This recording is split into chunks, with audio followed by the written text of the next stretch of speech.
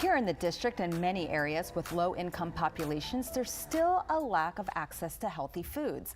In fact, according to our next guest, nearly 70,000 people in D.C. face hunger. Joining us now to raise awareness about the lack of access to healthy food here in our nation's capital and beyond is actor, activist, writer Ashley Jackson. Ashley is the daughter of longtime civil rights activist Reverend Jesse Jackson. Welcome. So good to have you. So great to be here. Thank you so much for having me. What a campaign you're on. You've joined up with PETA, Yes. right? And it's not necessarily just about food deserts, just access in general to healthy foods. Yes, 100%. I mean, I partnered with PETA because we're urging elected officials to redirect the billions of dollars spent on meat, egg, and dairy subsidies to healthy plant-based suppliers and incentivizing grocers to have access to healthy food for everyone. That's right. And in what areas do we typically find food deserts? And we're talking about D.C. here, too, in addition to all over the country. Yeah, I would say typically marginalized communities face low-income neighborhoods at disproportionate rates, and so we actually went yesterday to the Anacostia metro station and handed out these bags of groceries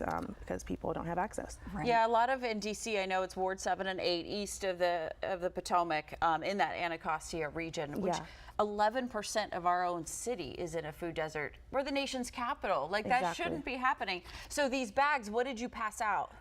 They're quite heavy, but we passed out leafy greens, fruits, vegetables. We made sure people had water, which was really important. I even gave some to some little kids yesterday that needed some water because it's really hot in DC. It's hot, yeah. Hot And and humid. what was that like? I mean, what was the reaction of people?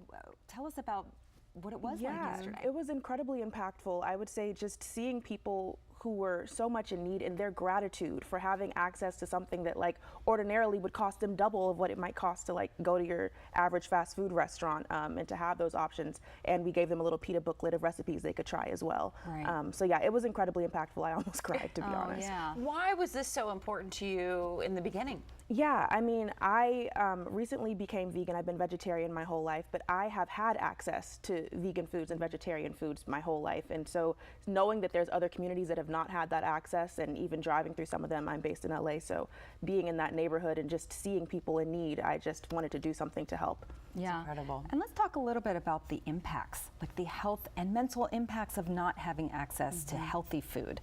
You know, what is it that you're out there telling people and that you want people to know? Yeah, yesterday I spoke at Metropolitan AME about, I mean, the health impacts. You are at higher risk for lots of illnesses like type 2 diabetes and certain types of cancers. And so having access to foods negates that 100%. Yeah. How can we all help? How can we help with this? Yes. So I have been directed by PETA to share that you can text Justice to 73822, and that will provide you with information on how to help urge our elected officials to do more for the healthy plant-based food environment. And in general, PETA.org, I think, is also a good place to get more information.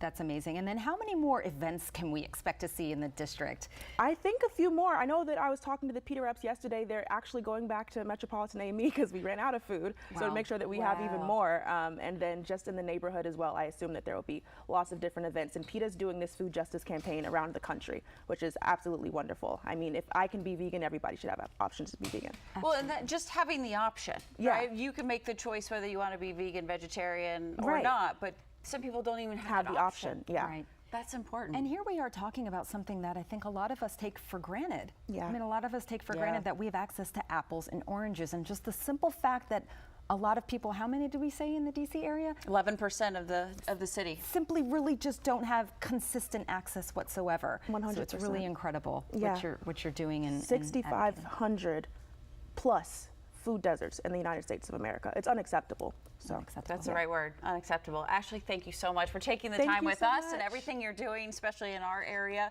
For more information, you can visit PETA.org, learn all about their food justice campaign and how you can help. That's right.